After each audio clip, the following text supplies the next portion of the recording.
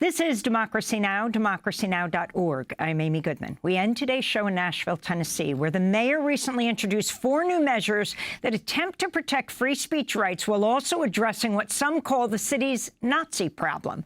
Nashville Mayor Freddie O'Connell also announced in July he's reopening a police investigation into 3 unsolved bombings in Nashville from the civil rights era. This all comes after Nashville journalist Betsy Phillips published a new book into the attacks titled Dynamite Nashville, Unmasking the FBI, the KKK, and the bombers beyond their control. In her book, Phillips writes, quote, just as Nashville was where civil rights icons like John Lewis, James Lawson, and Diane Nash began, Nashville's also where a network of racial terrorists began, unquote. Around the same time the book just came out, neo-Nazis marched through Nashville's downtown for the 3rd time this year. Many carried U.S. and Confederate flags. A viral video shows them yelling racist slurs at a group of black children. After the attack, the children and their parents spoke out. This is 10-year-old Detonio Wilson and his mother sharing the advice she gave him. I feel like it was racist because they were just saying bad words to us, and the police didn't do nothing. They were just telling us to go home. Don't leave it stuck in the back of your minds like that, because it will mess you up tremendously, like for a long time.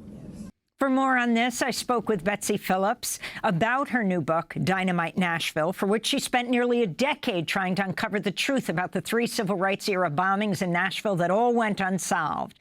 The Hattie Cotton School in '57, as it was set to integrate. The Nashville Jewish Community Center in '58. Which had held integrated activities, and the home of leading civil rights lawyer and city council member Z. Alexander Luby in 1960. I asked Phillips to follow a trajectory from this year's neo-Nazi marches in Nashville back to the unsolved bombings that are now the focus of a newly assigned cold case detective with the Nashville police. Well, one of the reasons that I'm really excited about the mayor reopening these investigations is that the Nashville police can do something now that Nashville police in the 50s could not do, which is make a bunch of long-distance calls. So one of the biggest impediments to solving these cases back in the day, and one that I, just because I have email, could easily overcome, is that I could contact Florida and see what records they had. I could easily email Birmingham and see what they had. And that's just not something that was really possible in the 1950s. So while everybody, throughout the South, they knew that there was this group, the Confederate Underground, because after they bombed something, they would call and take credit. So municipalities throughout the South wanted the FBI to step in because they're like, you have funding and you have the ability to do these kind of interstate investigations.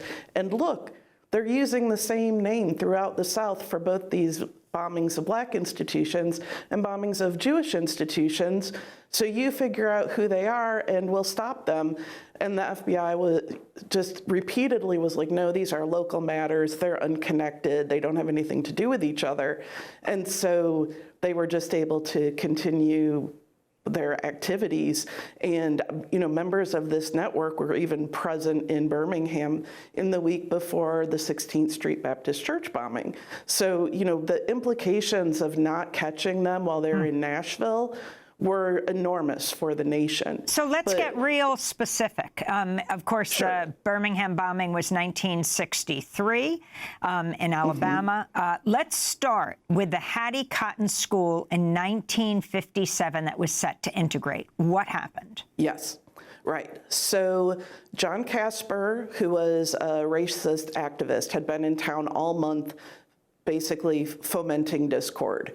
And racists throughout the South, like Asa Carter, for instance, and Bill Hendricks from down in Florida, had come up to help him. The FBI heard from an informant, hey, these guys have dynamite, they're building a bomb. And then they heard again from the informant, my friend has seen the dynamite. The FBI did not share this with the Nashville police. So the day of school integration, protesters went to all the schools that they knew were integrating. No one knew ahead of time that Hattie Cotton was integrating because Patricia Watson's family didn't pre-register her. They just registered her the day of. So Hattie Cotton didn't have the same kinds of police presence that these other schools had. And that evening, after the first day of school, when police were trying to figure out, like, well, where do we need to be? What do we need to be keeping an eye on?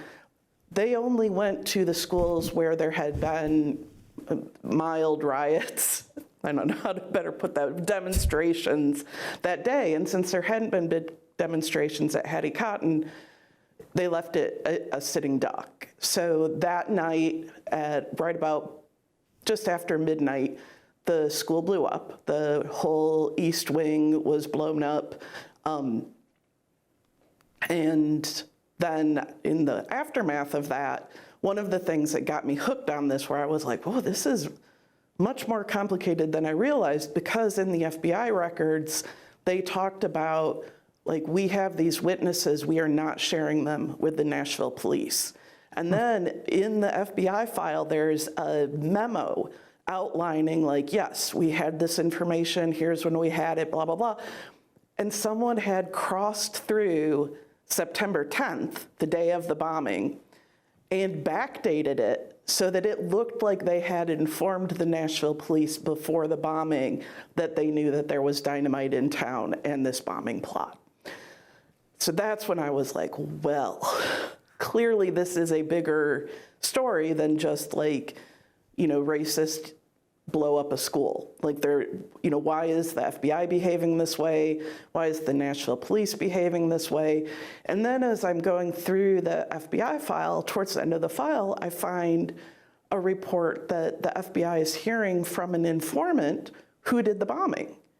And I'm like, wait, so they had a name, or two names actually, by the beginning of 1958, and yet these bombings are still unsolved. And then when you fast forward to the JCC, or the Jewish Community Center, in Nashville itself, that bombing is not really thought of as being one of these civil rights bombings. Like, people know about Hattie Cotton and they know about the Luby bombing, but they haven't really been viewing the JCC as part of that, even though after the JCC blew up, the bombers called the AP, the Tennessean, the Rabbi Silverman from the temple and said, we have just blown up your center of integration, and next we're going after the judge who approved Nashville school desegregation. So these bombers tried to make it as clear as possible that the JCC bombing was related to school integration, but somehow that's kind of fallen out of the collective knowledge. But when I found that out, and I found that they called themselves the Confederate Underground, not only did that lead me to a bunch of Confederate Underground bombings throughout the South, Charlotte, Gastonia, Jacksonville, Miami, Birmingham, Atlanta, so on. I also found that so the Confederate Underground said, we've just blown up your center of integration, next is Judge Miller, and then we're going to blow up the temple in Belmead.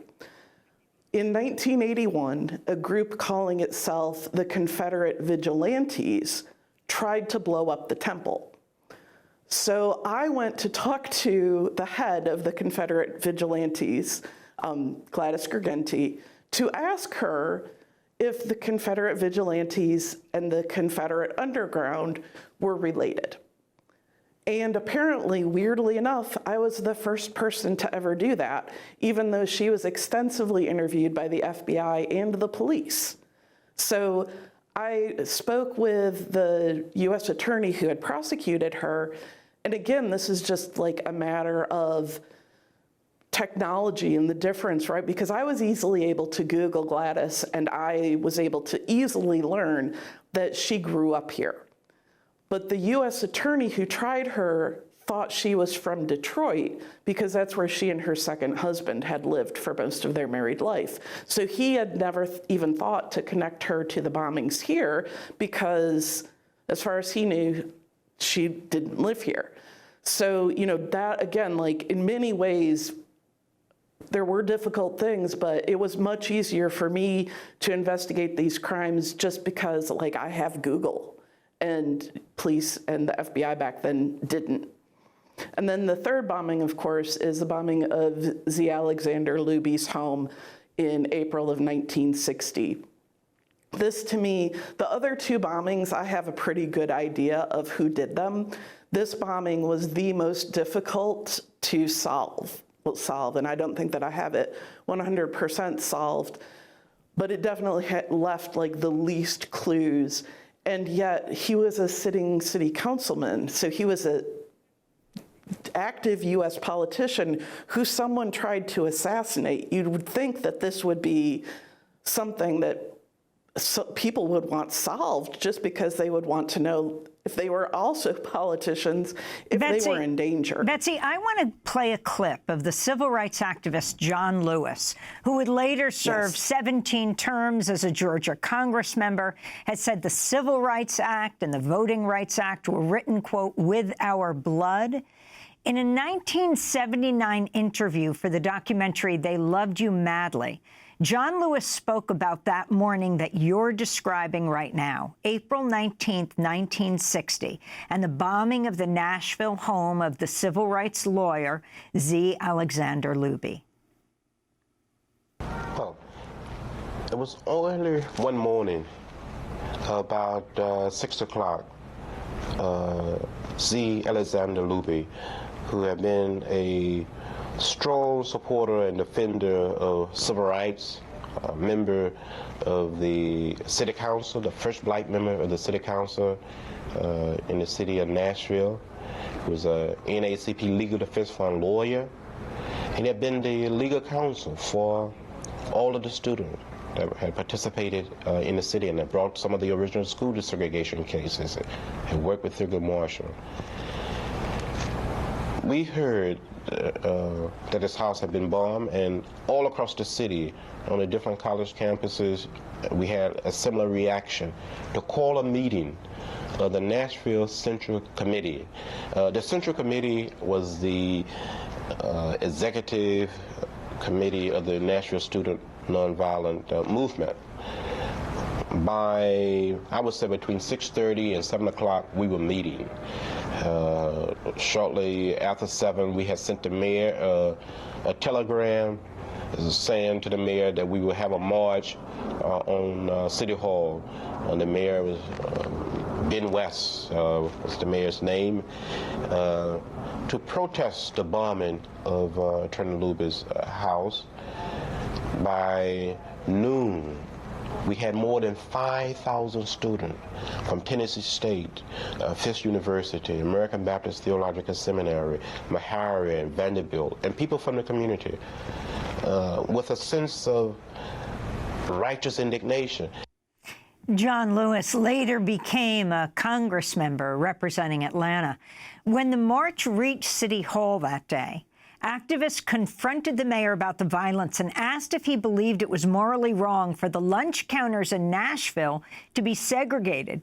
The mayor agreed it was wrong, and negotiations led 6 downtown stores to begin serving black customers at their lunch counters for the first time the following month. And John Lewis, this was his first, as you said, coming out of Nashville. He wasn't born in Nashville, but this was his first major action, were the Nashville sit-ins of 1960. And in the middle of this, yet another, like your title, Dynamite Nashville, bombing of this attorney. So, Betsy, tell us about J.B. Stoner, a suspect in the Nashville bombings, perhaps best known as one of James Earl Ray's lawyers. James Earl Ray, the man who assassinated Dr. Martin Luther King.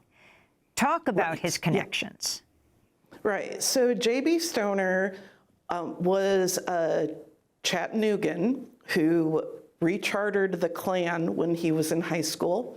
He was also pen pals with like an actual Nazi, which is one of the reasons I don't like to use the term neo-Nazi, because there's no break, right? These are just Nazis.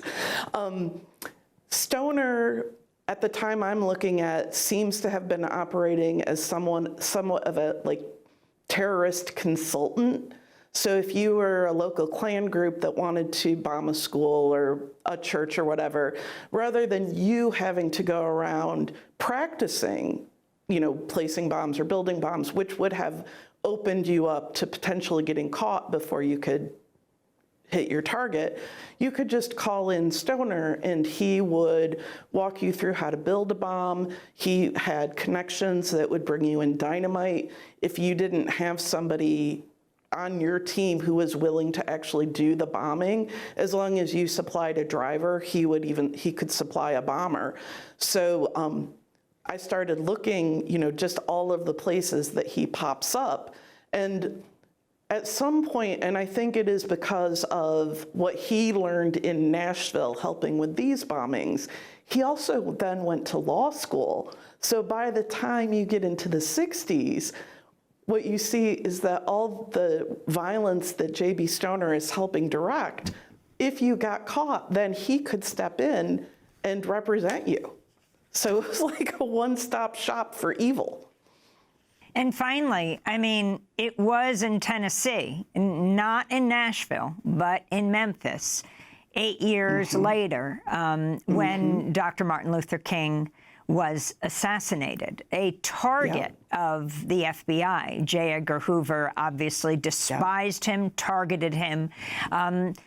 What kind of connections, you talked about Stoner representing the assassin, but what kind of connections did you see leading up to that you could identify in your city of Nashville? Right. Well, one of the things that, so J.B. Stoner was actually one of the first region-wide, there had been local people wanted to kill King who lived in the same towns as King. But J.B. Stoner and his friend Jack Brown, not to throw another name into the mix, but J.B. Stoner and Jack Brown were the first two region-wide people who didn't have a direct connection to King, who had plots to kill King.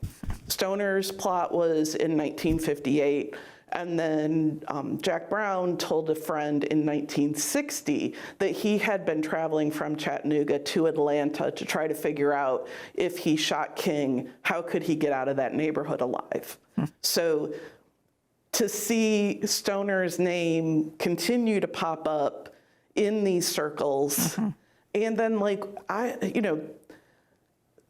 what I heard is that after King was killed in Memphis, that FBI informants were sitting in a room with Stoner, who was in Jackson, Mississippi at the time, and before the news had hit, the phone rang, Stoner picks it up, and he's like, oh good, he's a good one now, a good N-word now, and then hung up. And then they heard the news that King had been killed.